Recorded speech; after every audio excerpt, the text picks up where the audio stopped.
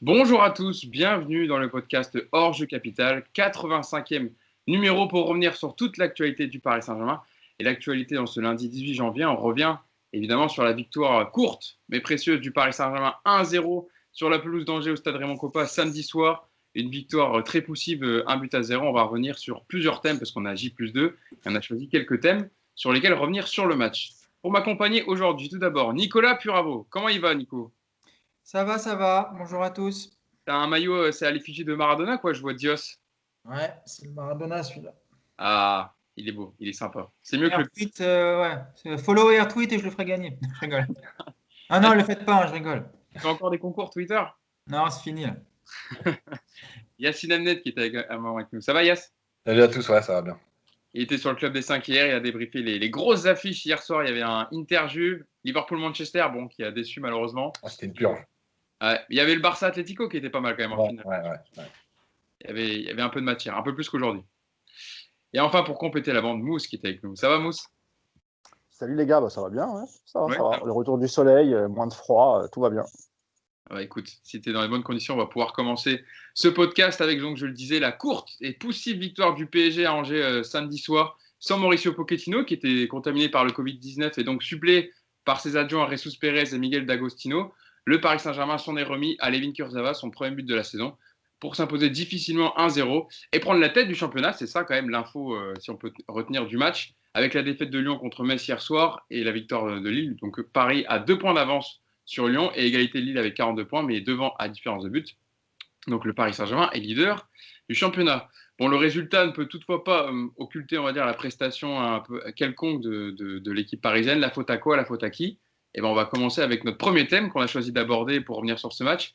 C'est l'attaquant français Kylian Mbappé, qui un mal, j'ai titré un mal qui perdure, voilà, sur mes notes, mais voilà, samedi soir, il n'a pas du tout pesé. Il a affiché une feuille de statistiques. Yacine, je sais que tu me demandes les chiffres des fois. Là, j'ai les chiffres de Mbappé. 36 ballons joués seulement, 3 tirs pour un seul cadré.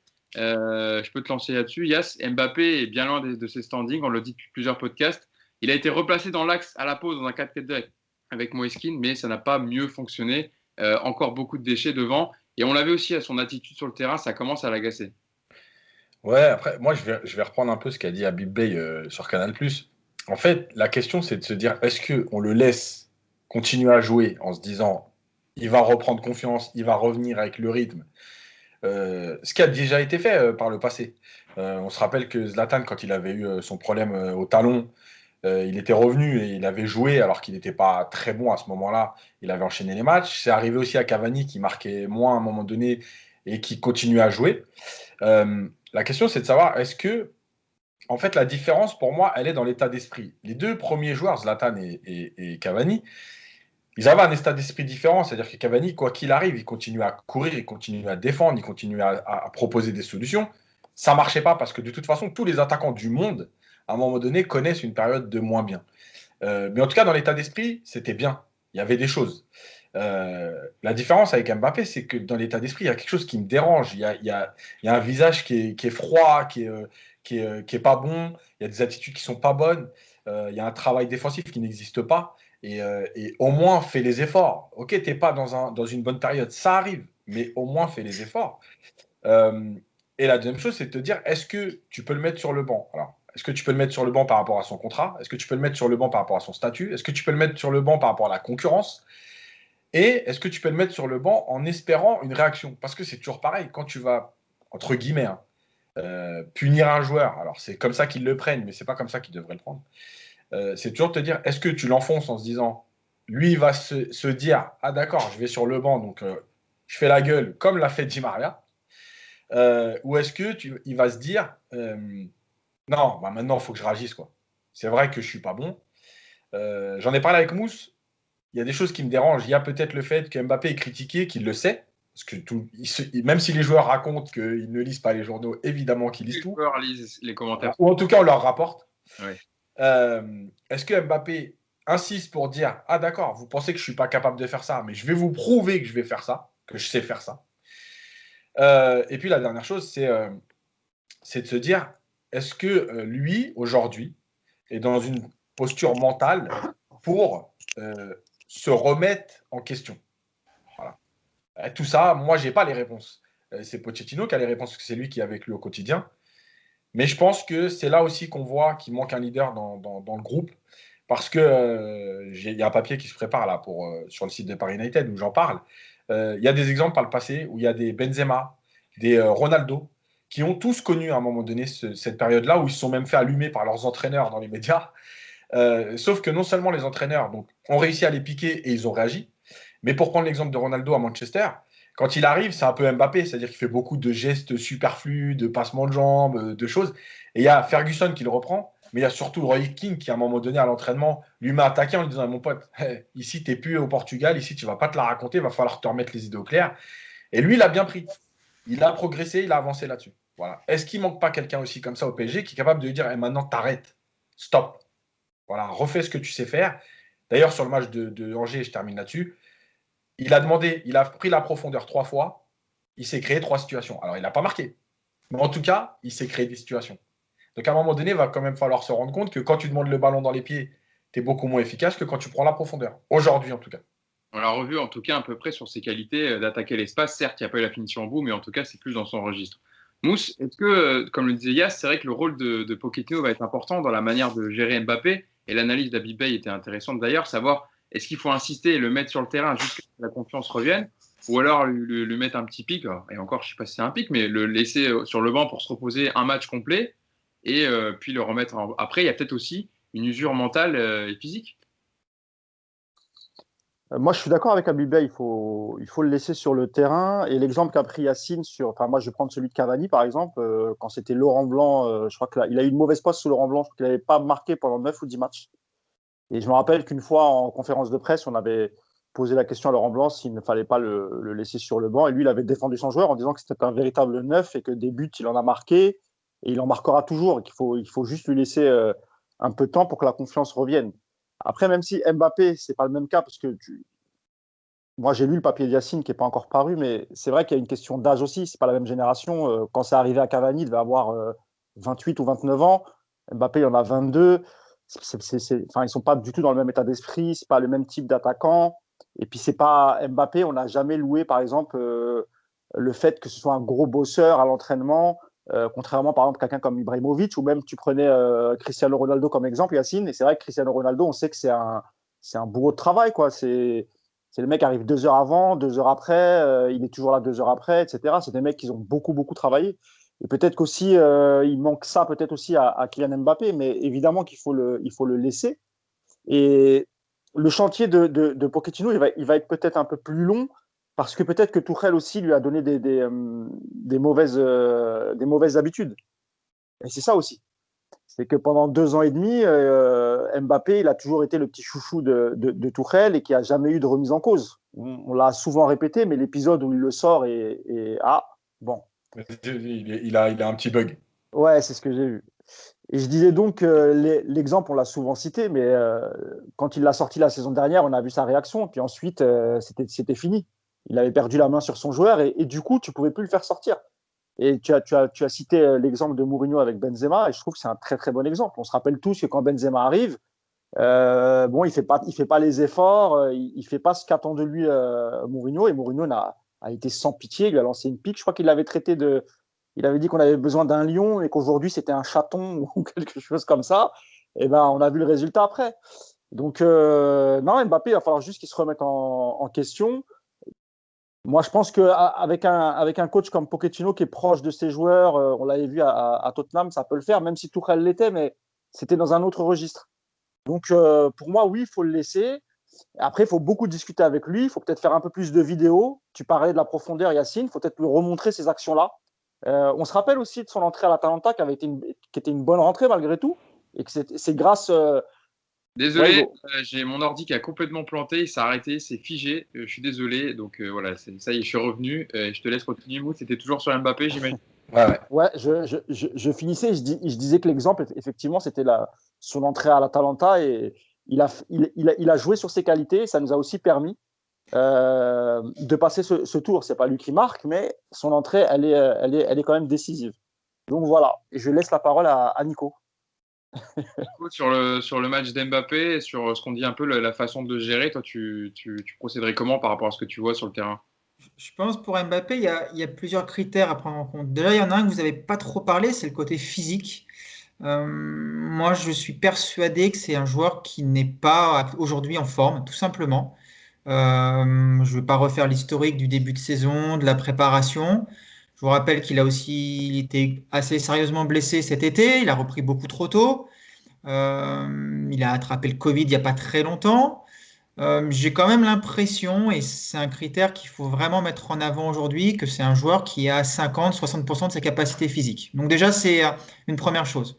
Yacine le dit souvent, quand le physique ne suit pas, bah, la tête est également en difficulté. Donc les mauvais choix s'enchaînent. C'est vrai, on l'a encore vu à Angers, il y a cette tendance à en faire trop. Il y a toujours le geste superflu, il y a toujours un petit peu cette impression qu'il joue à contresens par rapport à ses qualités. Et ça, c'est vrai que c'est gênant.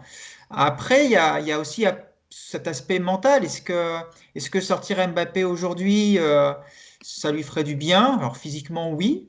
Mentalement, je suis pas sûr parce qu'il a quand même effectivement un côté capricieux qui a été vu à plusieurs reprises depuis maintenant 2 ans et demi. Mais il y a un truc à faire de toute façon. Il faut que Pochettino fasse quelque chose. Alors, je entends ce que tu dis, Yacine, par exemple, sur Cristiano Ronaldo quand il débarque effectivement à Manchester. Après, la grosse différence que je vois avec ces deux exemples, c'est que Cristiano Ronaldo, mentalement, c'est très fort. Et que la première année à Manchester, effectivement, beaucoup de gens se moquent de lui, les supporters, ses adversaires. Et en fait, il change pas tout de suite son jeu, hein. La première saison de Ronaldo, c'est gris-gris sur gris-gris, c'est record du monde de passement de jambes en une saison de Première Ligue. Enfin, il change pas tout de suite parce qu'il est sûr de sa force. Alors après, il adapte effectivement son jeu par rapport bah, à sa progression, par rapport aux exigences d'un championnat qui est évidemment plus difficile qu'au Portugal, et puis aussi par rapport aux exigences de son club, parce que à l'époque, c'est le grand Manchester. Est-ce qu'aujourd'hui, Mbappé a cette capacité mentale à analyser ce qu'il est capable de faire, ce qu'il fait, ce qu'il devrait faire? J'en suis pas certain. Alors, c'est peut-être je suis pas sûr que ce soit une question d'âge, parce que Ronaldo à l'époque n'était pas non plus très vieux, alors qu'on a encore perdu Hugo.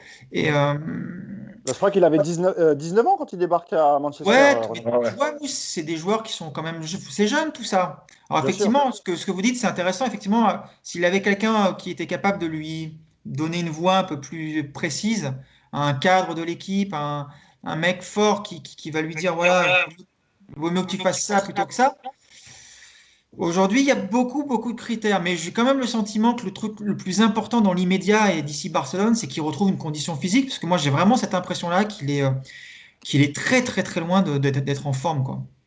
Désolé, hein, mon ordinateur, je sais pas ce qu'il a aujourd'hui. Il veut pas je vais te lancer, je vais vous lancer, je vais te lancer Yacine et je vais essayer de me connecter via un partage de connexion parce que j'ai l'impression que c'est ma Wi-Fi qui bug.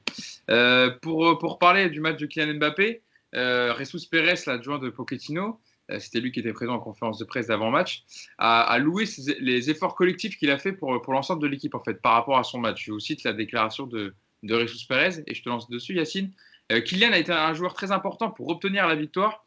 Durant le match, nous avons modifié son rôle au sein de l'équipe à différents moments. Il n'a pas été en réussite dans les occasions qu'il a eues, surtout dans les 1 contre 1 dans la surface, mais il a été très important car il a joué un rôle pour libérer des espaces pour d'autres partenaires sur le terrain. Il s'est dépensé pour l'équipe. Est-ce que tu es aussi d'accord avec cette version côté coach, quoi? Non, parce que justement, on va parler après de l'animation offensive et j'y reviendrai. Et c'est pas vrai. Je pense surtout qu'aujourd'hui, en fait, euh, les coachs, dans les conférences de presse, ils sont pas en mesure d'allumer Mbappé ou de montrer ce qu'il a mal fait. Pour deux raisons. La première, c'est que souvent les coachs protègent, en tout cas médiatiquement, leurs joueurs, et c'est logique. La deuxième, c'est la situation de Mbappé contractuellement par rapport au club. Il y a des discussions pour prolonger. On ne sait pas s'il va prolonger, pas prolonger, s'il va partir cette année, cet été, pour pouvoir récupérer de l'argent, s'il va aller au bout de son contrat l'année prochaine et partir gratuitement, ce qui serait une énorme catastrophe économique. Donc, je l'avais déjà dit, hein, Ancelotti l'explique ça très bien. Oui, à un moment donné, quel que soit le niveau du joueur, et encore plus à ce moment-là, si ton patron te dit tu dois faire jouer un joueur pour telle et telle raison, tu dois t'y plier, tu es un employé du club. Donc il ne peut pas dire autre chose, l'adjoint. Euh, Maintenant, moi, il y a quand même, à un moment donné, est-ce que tout le temps, et encore une fois, l'âge, il est obligé, même si lui ne veut pas qu'on en parle, on est obligé d'en tenir compte. Est-ce que tout le temps, soutenir un joueur, essayer de positiver au maximum, est-ce que c'est lui rendre service? Moi, je ne sais pas. Encore une fois, chaque personne est différente, hein. Il y en a qui ont besoin de se faire rentrer dedans pour être bien. Regardez, Zlatan, il l'a souvent dit, notamment par exemple contre Saint-Etienne, à l'époque où il y avait Bayal Sall, où il disait j'aimais bien aller le provoquer parce qu'il répondait et ça me permettait d'être encore meilleur. Voilà, tu as des joueurs qui ont besoin d'être piqués, d'être provoqués, d'être dans le combat, dans le duel. Il y en a d'autres qui ont besoin d'être cajolés, d'être plus dans l'affectif, etc. Moi, je n'ai pas la réponse. Je ne le connais pas assez bien, Mbappé, pour ça. Mais à un moment donné, est-ce que le fait de tout le temps le cajoler, ça ne donne pas forcément de résultat? Est-ce que c'est la bonne méthode? Voilà, moi, j'ai un doute là-dessus. Il en parlait, Nico Mousse, sur l'usure physique et mentale d'Mbappé. Je ne sais pas si vous vous souvenez, dans une interview qu'il avait accordée au site officiel du club le 26 octobre dernier, où il expliquait que la reprise, je cite Kylian Mbappé, la reprise a été difficile physiquement, mais surtout mentalement, car il n'a pas eu de préparation. Nous sommes revenus d'une finale fin août, puis nous sommes partis en sélection. D'autres joueurs ont le Covid, c'était particulier. Mais mentalement, c'était difficile de se remettre. Dans mon esprit, et c'est la phrase là où je voulais revenir sur l'interview, nous sommes plusieurs à le ressentir, ce n'est pas une nouvelle saison, c'est comme si c'était la continuité de la dernière saison. Pour moi, on est au 60e match de la saison et pas au 9e de la nouvelle saison. C'est aussi peut-être pour ça le fait de ne pas avoir de coupure, Mousse. Il peut y avoir une usure de se dire, j'ai un peu, alors peut-être qu'aussi la Ligue 1 le divertit moins et qu'il a moins il a moins envie peut-être de jouer aussi. Ça peut expliquer aussi le fait qu'il y ait des matchs un peu poussifs pour expliquer les matchs d'Mbappé. Et c'était en octobre, donc on est 3 mois plus tard. Ouais.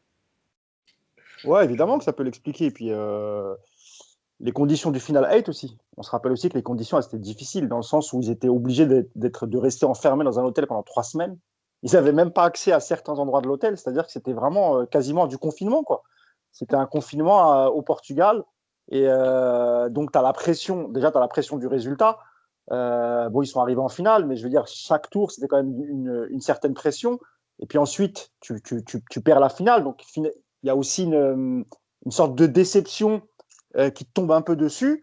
Et puis, tu sais que juste derrière, tu as très, très peu de temps parce que le championnat a déjà repris au moment où toi, tu jouais la Ligue des Champions.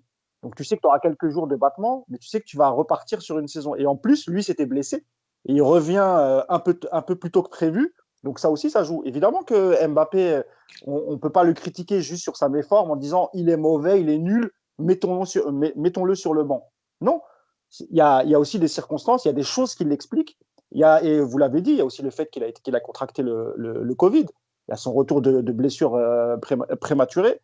Il y a plein de choses qui peuvent expliquer sa méforme. Après, comme l'a dit Yacine, il y a aussi des choses que le joueur aurait pu faire dans l'attitude, dans le comportement, etc. En tout cas sur le terrain, pour que ça aille un peu mieux.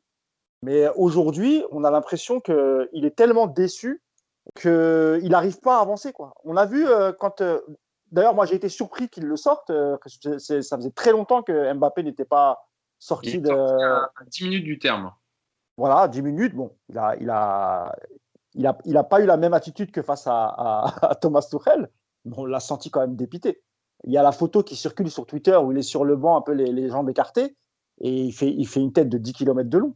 Et juste pour revenir au parallèle avec Ronaldo, Benzema, il y a aussi le fait que pour Benzema à Madrid et Ronaldo à Manchester, ils arrivaient dans des championnats qui étaient plus relevés avec beaucoup de concurrence.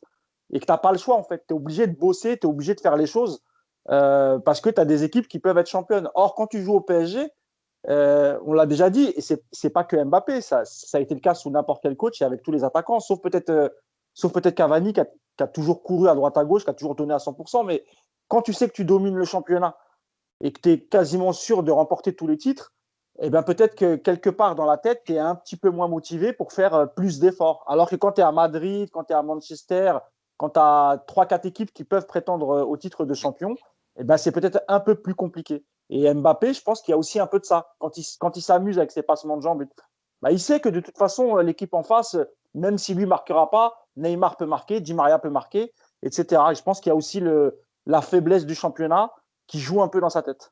Faut pas oublier que les joueurs sont des êtres humains et qu'ils ont des Ah sentiments, oui. etc. Et que des fois, tu peux ne pas avoir envie. Et c'est pour ça que ça explique aussi. Parce qu'on sait très bien que la tête fait marcher les jambes. Nico, tu as levé la main pour réagir dessus. Oui. Ouais, ce qui est frappant aussi avec Mbappé, c'est le manque de spontanéité qu'il a perdu. Enfin, il a vraiment perdu ça, quoi. C'est-à-dire que moi, j'ai revu, là, il n'y a pas très longtemps, des images de ses premières saisons sous Monaco et même à Paris, notamment le but qu'il met au parc, je ne sais pas si vous vous souvenez, contre Lille, la frappe qu'il enroule contre Maignan de 20 mètres. Tu sentais à l'époque, il n'y avait pas de question dans sa tête, quoi. Il ne se polluait pas, il était vraiment, voilà, il y avait ce côté à l'instinct. Et c'est un petit peu ça aussi qu'il a perdu aujourd'hui. Tu sens que tous ses gestes sont forcés. Tu sens qu'il y a un poids, voilà, il est juste pas bien dans la tête. Moi, j'ai vraiment l'impression, et on en revient, hein, la tête et les jambes, tout ça, c'est lié, à mon avis, au physique qui sont pas là.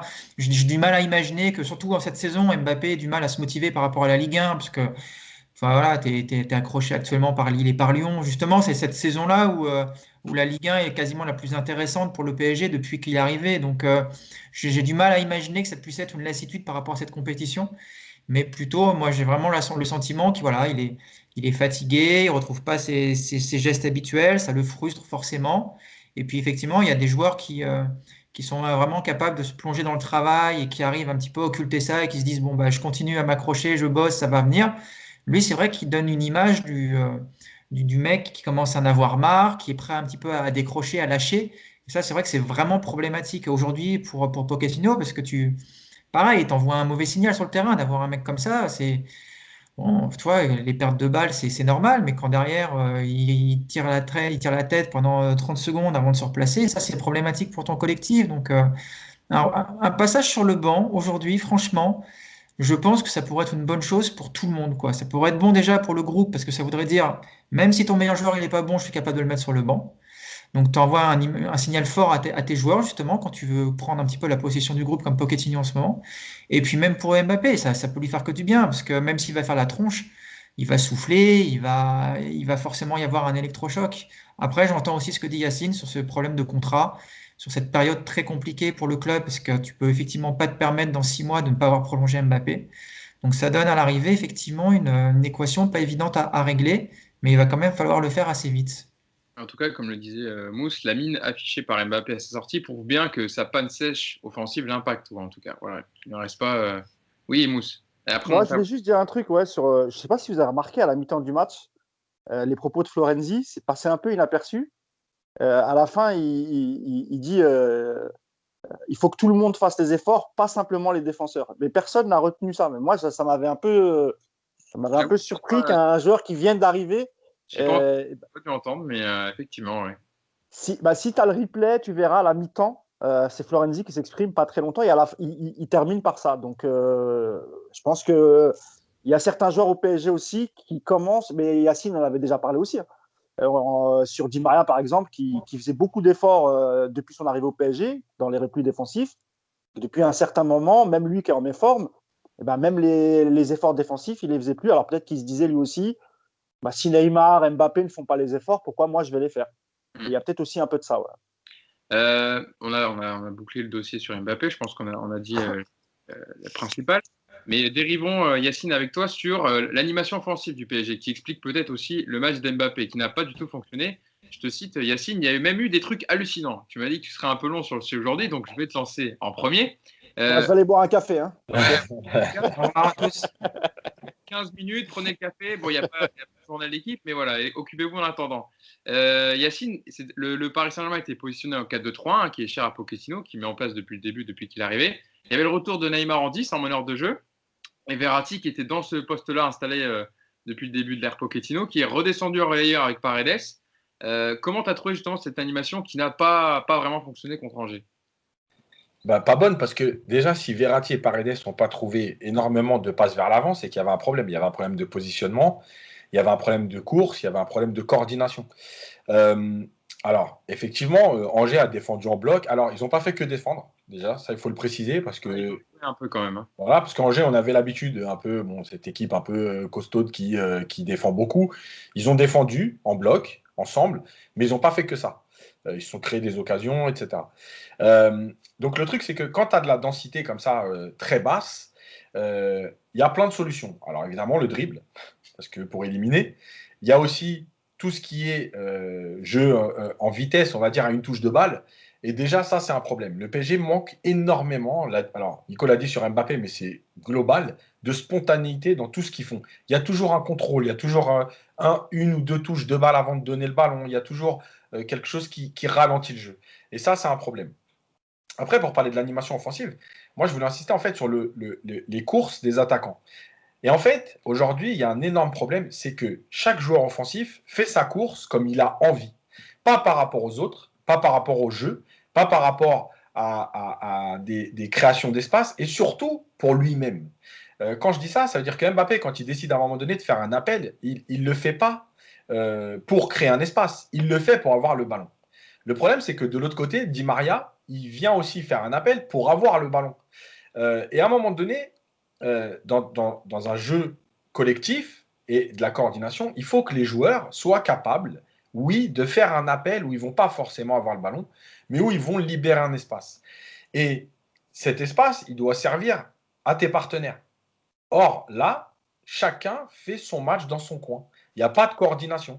Et on le voit bien, on a parlé beaucoup de Moïse Kean quand, à ses débuts, on disait il bouge beaucoup, il fait des appels. Et même lui à Angers, il a fait moins d'appels. Alors, sûrement qu'il est moins bien, il n'a pas été bon de toute façon.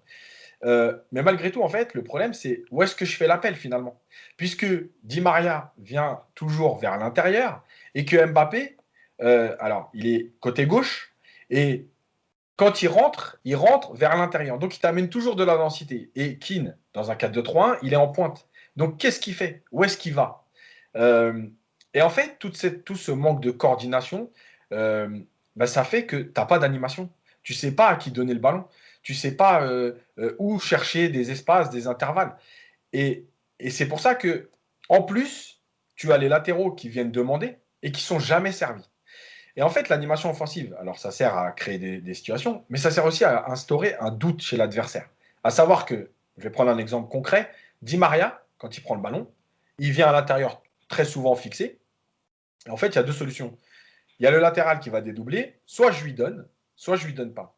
Sauf que quand tu varies sur tes premiers ballons, que tu vas chercher Florenzi une ou deux fois, que tu viens à l'intérieur provoquer une ou deux fois, en fait, tu instaures le doute. Ce doute, c'est quoi? C'est de dire au défenseur adverse, qu'est-ce qu'il va faire? Est-ce qu'il va rentrer pour frapper ou chercher une solution intérieure, ou est-ce qu'il va décaler Florenzi? Quand tu décales pas Florenzi une fois, deux fois, trois fois, en fait, tu facilites la tâche de la défense adverse qui se dit, OK, il ne vient plus le chercher. Donc nous, on ne va même pas donner de la largeur à notre défense, tu n'étires pas la défense. Eux, ils viennent serrer à l'intérieur et ils ferment les intervalles et l'action, elle est terminée. Et en fait, il manque cette variété. Et les latéraux, franchement, Florenzi, il a honnêtement, même si c'est normal, parce que je l'avais déjà dit, quoi qu'il arrive, toi, tu dois répéter les appels. Et puis si on te donne le ballon, tant mieux. Si on ne te le donne pas, après, à un moment donné, il y a un coach qui doit faire la remarque aux joueurs qui ne te donnent pas le ballon. Mais Florenzi, il a quand même la moelle de continuer à insister, à demander le ballon, à demander le ballon, à demander le ballon. Parce que 2 minutes avant, il est tout seul côté droit et il ne reçoit pas le ballon.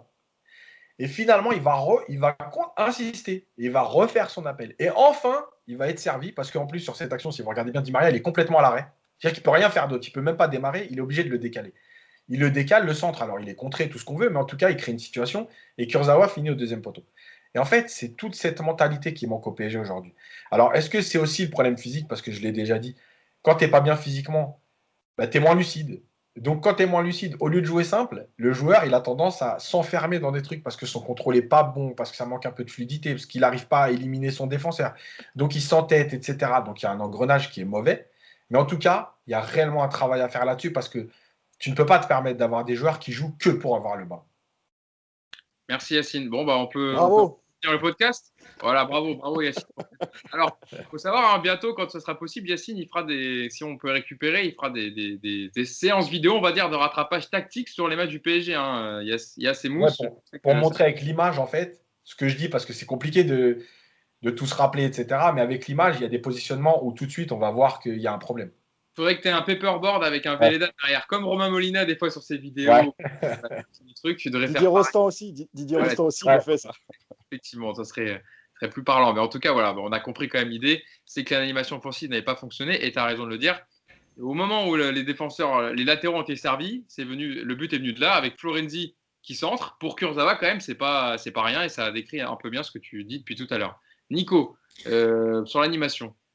Alors, je vais pas démentir tout ce que dit Yacine, évidemment. Euh, Tout ce qu'il a décrit là, ça vient quand même d'un point central de cette équipe du PSG, c'est-à-dire qu'on ne court pas assez dans cette équipe. Voilà. Moi, je pense que le problème, il vient de là. On ne court pas assez et en plus, on court mal. C'est-à-dire qu'effectivement, tu as besoin de mettre du volume dans les déplacements, avec et sans ballon.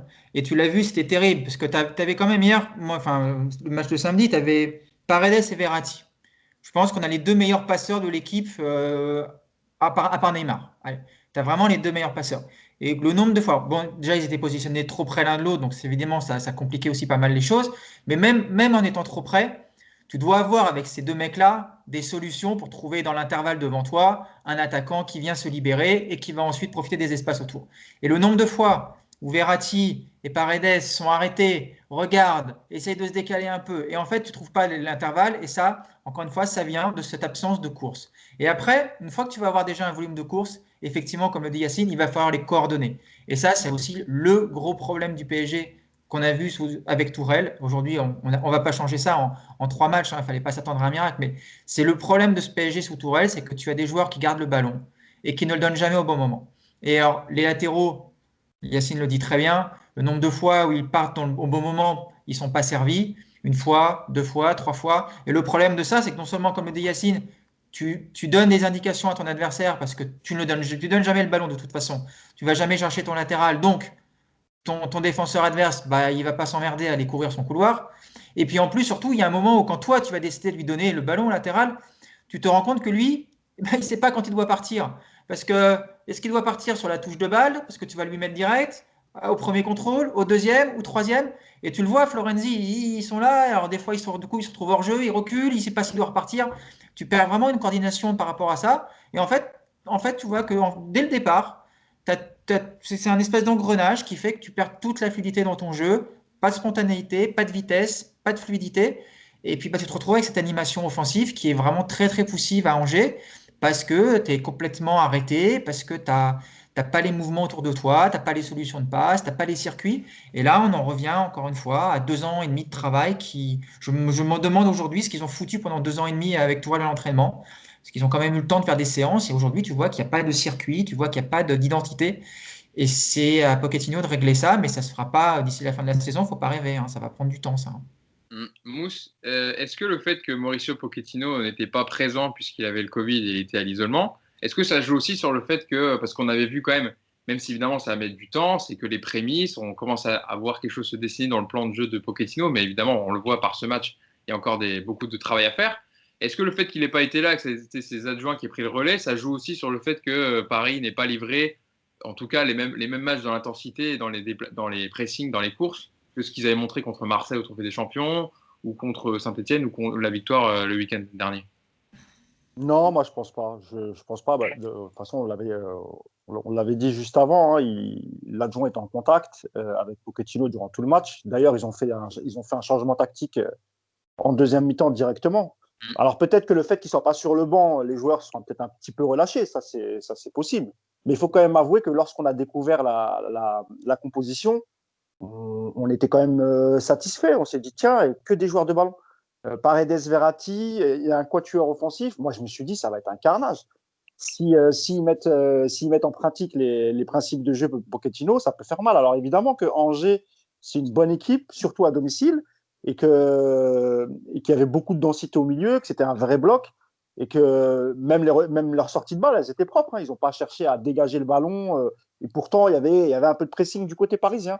Mais c'était un peu plus difficile. On l'avait dit, hein, que lorsqu'on tomberait sur une équipe qui est bien en place, etc., ce serait un peu plus difficile.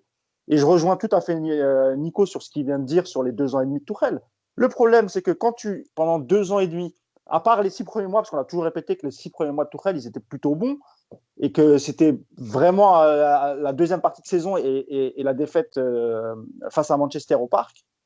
Quand pendant 2 ans, tu travailles pas la tactique, et que ta seule idée, c'est de mettre en bonne condition et sur orbite Neymar et Mbappé, Je rappelle encore une fois qu'il a changé de système de jeu à la fin pour éviter à Neymar et Mbappé de travailler. Et ben après, il faut te remettre dans les bonnes habitudes, dans le travail, etc. Et c'est compliqué. Je crois que Pochettino, dès qu'il est arrivé, a parlé de circuit de passe préférentiel, etc. Et ça, on l'a vu très peu, même depuis qu'il est arrivé. Alors, ça va mettre du temps parce que les joueurs sont perdus, en fait. Les joueurs n'ont plus l'habitude de ça. Il n'y a pas eu beaucoup de travail tactique. Et pareil pour les remplaçants. Ça veut dire que sous Tuchel, les remplaçants, quand ils arrivaient, c'était perdu, ils ne savaient pas quoi faire. Parce que comme on ne les calculait pas trop, ils faisaient ce qu'ils pouvaient. Et tu ne peux pas te contenter de dire à tes joueurs, voilà, dès que vous avez le ballon, cherchez Neymar ou Mbappé. Ce n'est pas possible. Et aujourd'hui, il va falloir effacer tout ça. Et alors, je ne dis pas que c'est... je ne veux pas charger ce pauvre Tuchel comme une mule, mais peut-être que lui aussi avait baissé les bras et qu'il avait abandonné, je ne sais pas, avec ses mauvais rapports avec la direction, etc. Mais Pochettino, il a vraiment beaucoup de travail là-dessus. C'est dommage, là, il avait une semaine complète. Il ne sera pas là, il sera sans doute, il va donner ses conseils en visio, etc. Mais c'est quand même mieux quand il est là. Il aura encore la semaine prochaine, pareil, il aura une semaine. Donc normalement, il sera de retour parce que là, on nous a annoncé que toute la semaine, il ne serait pas là. Il aura encore la semaine d'après avant Lorient pour travailler.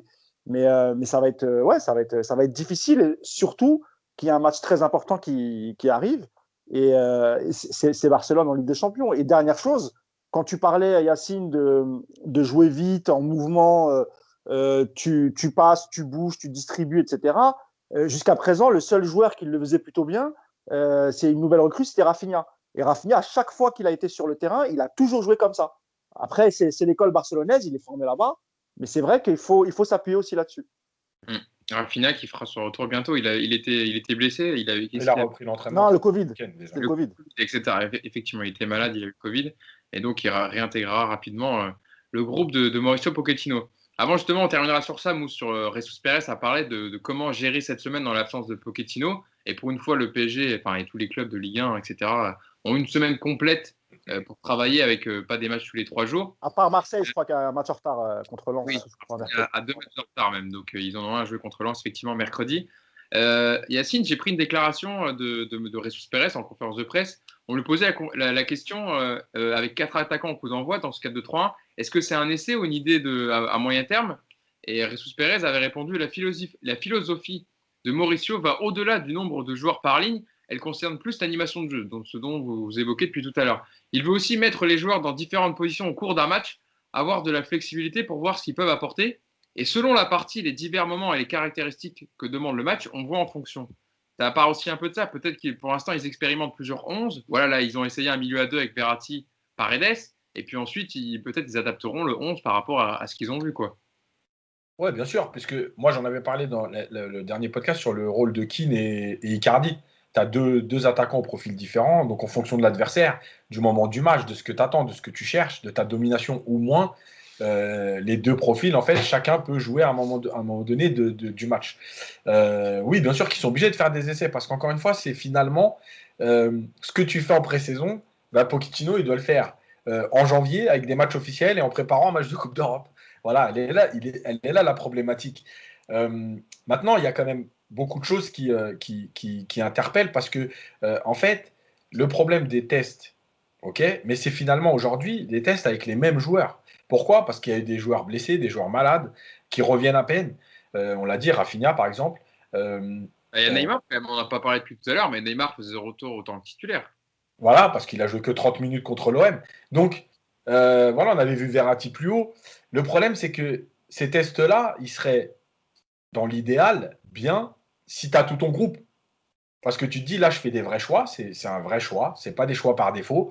Et en plus, dans mon coaching, j'ai des vraies possibilités. Aujourd'hui, tu es limité là-dedans parce que tu as des joueurs qui viennent de revenir. En plus, il faut toujours prendre le contexte. À Angers, le terrain n'était pas bon, il y avait un peu de neige, il avait l'air un peu gras, enfin, ça savait pas trop.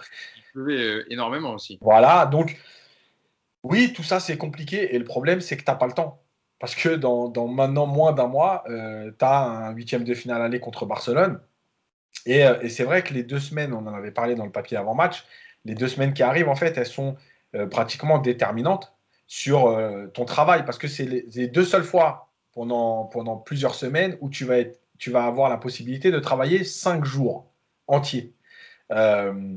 Et dernière chose, pour l'absence de Pochettino, il ne faut jamais oublier qu'aujourd'hui, on parle d'un football de staff.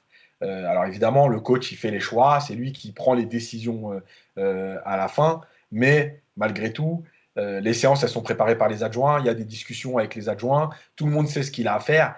Les adjoints, ils vont pas, parce que Pochettino n'est pas là, ils ne vont pas inventer des séances et inventer des principes de jeu cette semaine. Ils vont travailler ce que Pochettino aurait travaillé s'il avait été là. Effectivement, il y aura peut-être ce manque-là du patron qui n'est pas là, et on sait que les joueurs sont des enfants. Maintenant, tu es aussi dans une période de changement, donc les joueurs ils vont pas avoir non plus la possibilité de se dire le coach il n'est pas là, je m'en fous. Voilà, donc il ne faut pas non plus s'inquiéter du fait qu'il ne soit pas là cette semaine. On terminera on terminera le podcast tout à l'heure sur une déclaration de Jesus Perez, savoir comment ils allaient s'organiser justement pour cette semaine. Mais Nico, quand même, on peut dire un petit mot de ce match. Il y a du positif, en plus de la victoire qui permet au PSG de repasser en tête. C'est Sand Keylor. Merci Keylor Navas pour ce match, encore une fois. Le gardien costaricien qui a 34 ans nous a montré qu'il avait encore évidemment d'excellents réflexes. Et j'ai évidemment en tête la tête justement de Diony en deuxième période à bout portant où il est à 10 cm du but et il fait cet arrêt réflexe du pied et il permet au PSG de rester dans le match parce que c'est pas sûr après que le PSG puisse revenir ou ait les capacités physiques et mentales pour revenir dans ce match. Oui, non, mais c'est vrai que là, à nous écouter, tout est négatif. C'est évidemment pas le cas, hein.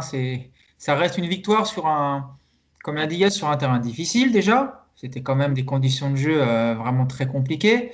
Face à une équipe qui venait d'aller taper Lille, je vous rappelle. Donc, c'était pas non plus les premiers venus. C'est 7e de Ligue 1, c'est costaud, hein. Et on a vu la différence, hein. On a été plus emmerdé contre Angers que contre Marseille 3 jours avant. Donc, c'était une bonne équipe. Après, il y a des choses évidemment positives, même dans le jeu, hein, moi j'ai trouvé quand même des trucs positifs. Si tout n'a pas été parfait, il y a quand même une cohésion d'équipe intéressante. Neymar, Et puis, non, mais t'as Neymar qui retrouve du temps de jeu. Même toi, même Mbappé, on l'a démonté.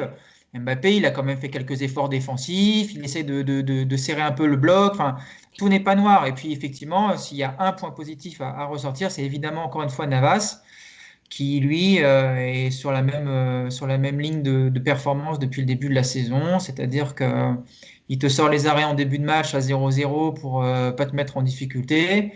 Il rassure surtout quand tu mènes au score, parce que on le voit, voilà, le PSG, quand tu mènes au score, il y a une époque où le match était fini dès dès qu'on marquait un but.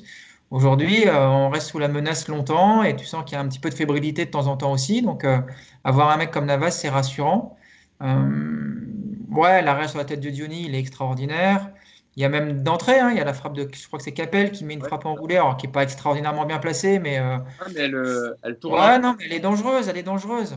Et tu prends un but là, effectivement, t'es compliqué. Et puis surtout, encore une fois, lui pour le coup, c'est dommage qu'il soit pas sur le terrain et qu'il soit dans la cage parce que ça manque de patron. Et lui, je trouve que il dégage un peu cette autorité naturelle. Alors, tu sens que c'est pas un mec qui parle beaucoup sur le terrain. Mais voilà, juste sa présence, tu sens que ça rassure les mecs devant lui, tu sens que ça doit aussi impressionner les adversaires. Je pense que quand tu as un mec comme ça en face, c'est un gars qui a quand même un sacré CV, donc ouais, c'est une super recrue, ça nous fait du bien. Et puis bah, il faut juste maintenant espérer qu'il soit peut-être aussi un peu moins sollicité, parce que c'est quand même la finalité de tout ça. Mais Nico, voilà, lui, Ouais. tu dis ça parce que tu as vu le match d'Areola avec Fulham, c'est pour ça que tu dis ça. Bah, il a fait un très bon match à contre Chelsea. Ouais. Moi, j'ai vu que l'action, il repousse le ballon et le pauvre, il se mange le but derrière. Donc, c'est pour ça que je dis ça, j'ai pas vu le match. C'est trompeur, Mousse, parce qu'il a fait énormément d'arrêts pendant le match, justement. Donc, c'est grâce à lui si Fulham n'a perdu 15-0. Non, mais j'ai taquiné, moi, j'ai rien contre Areola, je vous rassure. Vous aimez bien taquiner Areola dans ce podcast. Mousse, pour englober un peu Keylor Navas, il faut se dire aussi, voilà, même si on dit des choses un peu négatives, Nico le disait, il y a des choses rassurantes, notamment la défense. Ça fait quand même un clean sheet. On dit que le PSG a beaucoup été mauvais dans l'animation offensive, mais dans l'animation défensive, ça a été plutôt bien tenu. Marquinhos a encore livré une grosse partie, même si évidemment Diony, c'est pas l'attaquant le plus difficile à prendre. En attendant, voilà, le Paris Saint-Germain, voilà, je vois Yacine rigoler un petit peu, mais en attendant, ça fait un clean sheet et encore un bon match pour la défense en tout cas. Oui, parce qu'il y a eu quelques contres de la part d'Angers qui ont été plutôt bien gérés. Que ce soit, alors moi, je voulais parler plus de Diallo parce que Marquinhos, on sait, hein, ça bouge pas, hein, c'est comme Navas.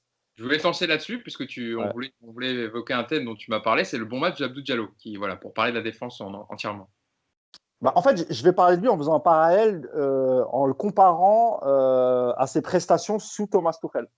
Et je trouve que ça fait quand même une différence. Parce que tu as l'impression que sous Thomas Tuchel, il savait qu'il n'avait pas la confiance de son coach et qu'il était là souvent par dépit. Même si là, aujourd'hui, il n'est pas titulaire, parce que de toute façon, Kimpembe, c'est un monstre et il est indéboulonnable. Mais tu as l'impression que quand Diallo y rentre, eh ben, il a plus de confiance. Et preuve en est, je crois qu'il fait une percée à la fin. Alors, je ne sais plus si c'était en deuxième mi-temps, mais je ne sais plus c'est à quelle minute.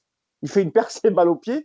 Et ça, je crois qu'on ne l'avait pas vu le faire sous Thomas Tuchel. Et j'ai l'impression qu'avec le nouveau coach, il sent quand même que la concurrence, ça va être peut-être un peu plus saine. Et surtout, il est peut-être plus investi parce qu'il sent peut-être plus de confiance. Et que ce soit en défense centrale hier ou quand il a fini, après, je crois que c'était la sortie de Kurzawa où il est replacé à gauche, ben, c'est plutôt pas mal. Et ça offre encore une fois une autre perspective pour le staff et Pochettino. On peut l'utiliser évidemment en défense centrale. Il a été plutôt serein côté de Marquinhos, des bonnes couvertures. Moi, j'ai trouvé bon hier. Je l'ai trouvé moins bon le match d'avant, mais hier, je l'ai trouvé plutôt bon. Et je pense qu'il aura du temps de jeu parce qu'à gauche, Kimpembe va revenir. Hein. Là, ils ont pris des précautions. Ils n'ont pas voulu le remettre tout de suite. Mais Kimpembe, on sait qu'il sera titulaire aux côtés de Marquinhos. Par contre, en latéral gauche, même si Kurzawa, hier, il a fait ce qu'il pouvait. Il a mis son but et puis il a tenté, il a fait des choses. Mais ça reste toujours fragile, Kurzawa. Quoi. Dans les placements, il fait toujours un peu flipper. Tu vois, c'est pas Bernat. Donc, jusqu'au retour de Bernat, tu peux utiliser un joueur comme Diallo qui est meilleur défensivement, qui peut aussi apporter quelque chose offensivement. Moi, je suis content. C'est un joueur qui a coûté 30 millions, qui était quasiment laissé à l'abandon par Thomas Tuchel, alors que c'est lui qui a demandé à recruter ce joueur. Et une fois qu'il l'a eu, bah, soit il l'a pas su l'utiliser, soit il avait son 11 et finalement il l'a mis de côté. Et moi, je suis content qu'un joueur comme Abdou Diallo revienne. Pour moi, j'ai toujours dit, c'est un bon joueur de foot, il a une bonne relance, il panique pas, il est serein. Alors, c'est vrai qu'il joue à côté de Marquinhos et ça aide, et derrière avec Keylor Navas. Mais moi, je le trouve de mieux en mieux. Et encore une fois, ça offre une option supplémentaire, que ce soit pour la défense centrale ou pour le poste de latéral gauche. En tout cas, plus aucune trace, Nico, de Mitchell Baker. Hein. Depuis que Pochettino est arrivé, il a mis le premier match contre Saint-Etienne et depuis Kurzawa a repris le poste d'arrière gauche. Ouais, bah, il le met sous cloche. Tu sais, ton meilleur joueur avant les gros matchs européens, tu les mets souvent sous cloche. Bon, bah, voilà. Becker, il est sous cloche jusqu'à Barça. Voilà, Il est dans le formol même, hein, c'est pas sous cloche. Il sera titulaire contre le Barça, effectivement. Il reviendra plus fort. Ouais, bien sûr. Ne t'inquiétez pas. Bon, Bernat, normalement, il devrait revenir. Je ne sais pas si vous avez des infos ou si vous avez vu des articles passés ou des infos concernant par rapport au PSG, mais Bernat, c'est prévu quand le retour? Yes, je ne sais pas si tu as C'est vu. vers mars, je crois. Alors, fin février, ça avance bien. Courant mars, s'il est dans les temps, c'est courant mars. Mais Ouais. il y a eu des infos qui étaient sorties comme quoi ça avançait bien. Après, la récupération, ça dépend toujours. Bernat, c'est un joueur plutôt tonique, donc ça peut être un peu plus rapide. Donc faut voir. Après, de toute façon, le temps aussi qu'il reprenne du rythme de match et tout, même s'il revient fin février, c'est compliqué.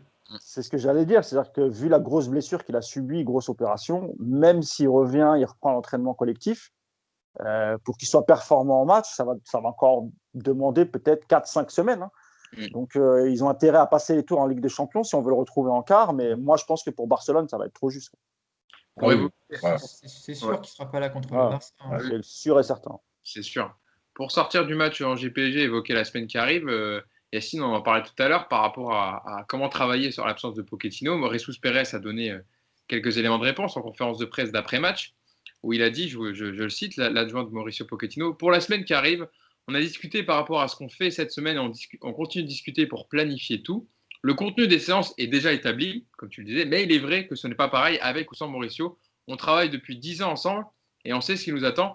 On va profiter de cette double semaine avec un seul match au programme pour travailler les secteurs où on entend progresser des points spécifiques.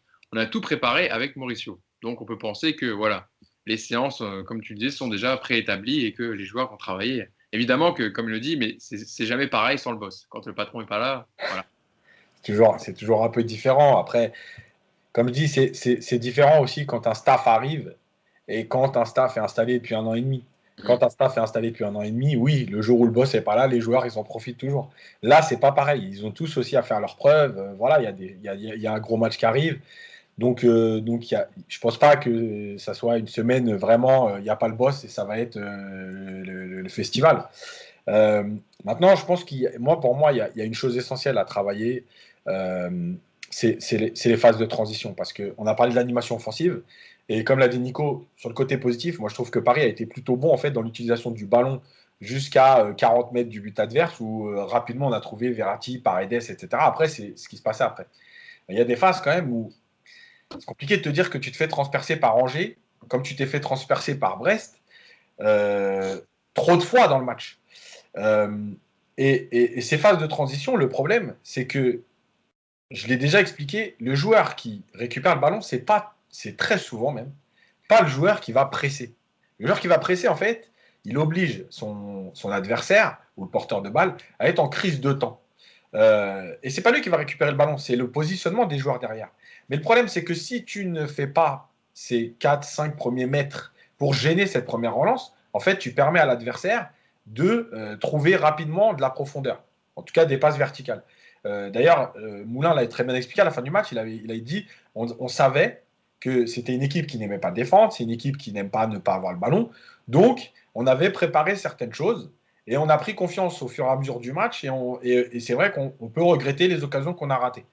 Euh, et ce problème-là, il vient des efforts dont on a parlé depuis le début, et de cette façon de jamais cadrer le porteur, en fait. On a l'impression que le PSG, les attaquants, ils se disent, bon, de toute façon, derrière, on est costaud, c'est que Angers, donc tranquille, ça va, enfin, on va tenir. Et pour ceux qui ont vu le match de Inter-Juve hier, l'action, elle est flagrante du deuxième but, où le joueur de l'Inter, il a le ballon, et il n'y a pas un joueur de la Juve qui fait une course vers lui. Le mec, il met un ballon en 40 mètres, le ballon, il traverse la diagonale tranquillement, Barella, il est de l'autre côté, il va terminer tout seul. En fait, ça, bah oui, effectivement, tu joues Angers, donc ouais, tu l'as dit, je vais être un peu dur, mais ouais, si tu avais pris un but par Diony, je pense qu'il fallait te poser des questions. Et effectivement, tu as Diony devant Angers. Mais le problème, c'est que si tu fais ça contre une équipe qui tient la route en Ligue des Champions, et tu vas te faire tuer. Donc, euh, ouais, c'est pour moi la chose la plus importante à travailler dans l'idée que Pochettino a du jeu, à savoir qu'il va absolument falloir que les joueurs de devant, je dis encore une fois, pas défendre, ne viennent pas tacler, etc., il n'y a pas de problème, mais viennent au moins gêner cette première relance pour que le bloc se reforme. Si tu ne le fais pas, franchement, il n'y aura pas grand-chose à espérer, même contre le Barça, il n'y aura pas grand-chose à espérer, malheureusement. Dit Loïs Diony, mais Loïs Diony, il a donné la victoire contre Marseille le 23 décembre dernier. Angers a gagné 2-1 et c'était grâce à un but de Loïs Diony. Donc, oui, enfin Marseille a perdu au Vélodrome contre le 20e de Ligue 1, donc est-ce que c'est une référence? Je ne sais pas. On va pas parler de leur match, une vraie purge et voilà, qui a perdu contre Nîmes 2-0 quand même contre le dernier, c'est assez rare. Prochain match, les amis, vendredi soir prochain au Parc, 21h contre Montpellier. Montpellier qui est 11e de Ligue 1, Montpellier qui reste sur une défaite 3-2 contre Monaco ce week-end. Donc, il faudra faire un bon match, Nico, parce que Montpellier, c'est aussi du costaud et c'est dur à jouer. Ouais, c'est une bonne équipe. Après, sur ce qu'a dit Yacine, cette absence de travail des mecs de devant, on le voit rarement en Ligue des Champions. Parce que le contexte, parce que l'adversaire, parce que la compétition, ils savent le faire. Et c'est là où Pochettino, on l'a déjà dit plein de fois ici, il faudrait qu'il réussisse à leur faire comprendre que même contre Angers, tu dois prendre l'habitude justement de faire ce travail parce que tu vas mettre en place des automatismes et après, ça va devenir naturel. Contre Montpellier, ça va être intéressant. Alors, encore une fois, tout va dépendre aussi de la configuration de Montpellier. Zakarian, il est capable de nous concocter un joli bus et à l'arrivée, on va encore avoir un match un peu chiant.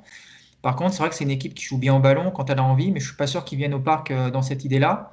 Je ne serais pas étonné de voir Rafinha dans un rôle de numéro 10 parce que, alors, c'est pareil, on parlait du manque de choix actuel de Pochettino. Moi, plus que des choix d'hommes, j'ai l'impression qu'il est en train de mettre en place déjà un système avec justement, il a envie justement de leur faire comprendre sur une structure relativement bien définie ce qu'il attend d'eux et puis que tout ça se mette en place avec des automatismes, avec de la récurrence dans le travail. Alors c'est vrai qu'avoir l'équipe type, ce serait idéal, mais pour l'instant, c'est pas le cas.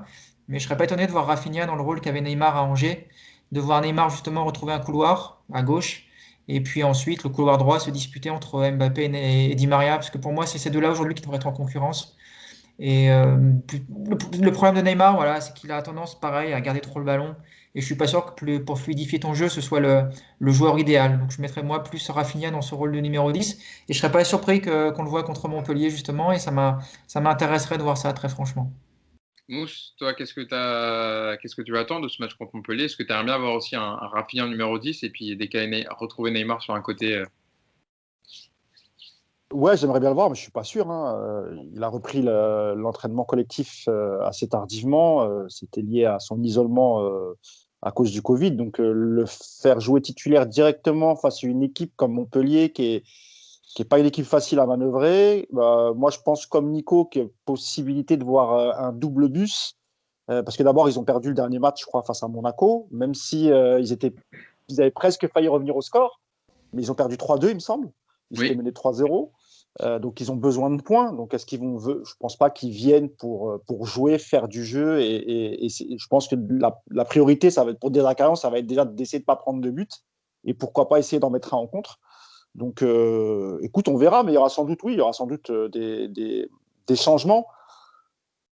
Le 4-2-3-1, je pense qu'on est parti, on est parti pour le voir, hein. Ça, depuis qu'il est arrivé, c'est ce qu'il a mis en place. Il a essayé avec Verratti en pointe haute, en numéro 10. Euh, je sais pas. Franchement, moi, Rafinha, j'y crois pas. Peut-être qu'il rentrera, Nico, parce qu'il manque d'entraînement. Donc, et puis, encore une fois, c'est une équipe physique, hein, Montpellier. Donc, tu as quand même besoin de joueurs qui soient présents. Tu auras peut-être un Danilo, parce que peut-être que tu as besoin d'un joueur comme Danilo face à des équipes un peu plus agressives. Mais de toute façon, oui, moi, je veux pas de. Moi, je pense que Paris va jouer, Paris va gagner ce match. Moi, je pense que si tu fais une bonne série là, avec Montpellier, Lorient, ça va amener un peu plus de confiance. Et si en plus Mbappé joue et marque, bon, que demande le peuple, on verra bien. Mais je suis pas très inquiet moi pour les prochains matchs en Ligue 1 parce que encore une fois, même si contre Angers c'était difficile, mais Angers c'est une bonne équipe. On sent quand même, on voit ce que veut faire Pochettino. Ça va jouer au ballon, ça va jouer au foot. Je suis pas très inquiet moi pour la suite. en tout cas, Je suis plutôt optimiste. Ouais. les joueurs auront une semaine, et Mbappé, comme tu en parlais, même En Rafinha, plus, ouais. Ouais. auront une semaine d'entraînement pour se reposer un peu et reposer les organismes. Donc, ça peut que Et leur faire. peut-être qu'il fera ils feront plus de séances vidéo pour Mbappé parce qu'on avait lu que le staff de Pochettino était adepte des séances vidéo individuelles. C'est peut-être aussi un moyen pour faire travailler Mbappé, de lui montrer un peu ses lacunes. Et comme l'a souvent expliqué Yacine, que c'est plus son jeu, c'est la profondeur et qu'il utilise ses qualités pour être encore meilleur. Et s'il veut gonfler ses stats, eh ben, plus tu feras d'appels et plus tu mettras des buts, mon ami. Donc, pour moi, c'est pas un souci. Mbappé, on va le retrouver assez vite. S'il prend les consignes du coach et s'il fait ce qu'on attend de lui, il n'y a pas de raison. Effectivement. Et ben, en tout cas, on verra ça vendredi prochain, ce match contre Montpellier en Ligue 1. Et puis avant, évidemment, bientôt, le match qui arrive contre Barcelone, début février, pour ce huitième de finale de Ligue des Champions. Allez, on a été complet, on a fini ce podcast, messieurs. Je voulais vous remercier. Barcelone qui a perdu hein, en finale, c'est ça Effectivement, Barcelone qui a perdu 3-2 à la fin de la prolongation contre l'Athletic contre Madrid. sur un magnifique but d'Iñaki Williams, à cette frappe enroulée barre en 30. Hein, Yas, tu as vu le match hier, tu as débuté dans le club des 5, c'était quand même assez sympa à voir. Et Lionel Messi qui a pris son rouge, le premier de l'histoire avec le Barcelone, hein, quand même, en match officiel. Surtout, il a craqué complètement. Ouais, il a craqué, il a mis un petit coup de coude en même temps pour passer devant un joueur et effectivement ça a fait rouge. Donc le Barça qui. Mais bon, on a l'habitude, hein, je vous apprends rien, Mousse, Nico et Yas, qu'en général, quand une équipe va pas bien, en général, elle nous tape après. Manchester, c'est la catastrophe avec Mourinho, Solskjaer, il arrive, c'est magnifique. Enfin voilà, à chaque fois qu'une équipe est pas bien en novembre, décembre, elle est incroyable au mois de. Le Real Madrid, pareil, je ne fais pas un dessin, hein, donc voilà. On va Ouais, mais éviter. là, cette année, c'est nous qui étions pas bien. Donc, Mais bon, tout le monde n'est pas bien, alors, en fait, c'est ça le problème. Ouais, on va éviter de faire des plans sur la comète et on verra bien, mais ouais, en tout cas, le Barça n'est pas dans une grande forme. Je voulais vous remercier, donc, Mousse, Nico et Yacine d'avoir été avec moi aujourd'hui pour ce podcast. Je crois qu'on a fait 1 heure à peu près, il me semble. Donc, voilà, on a respecté les délais. On a été complet sur ce match et puis on se donne rendez-vous après le match contre Montpellier. D'ici là, bonne semaine et reposez-vous bien. Ciao à tous. Ciao. ciao.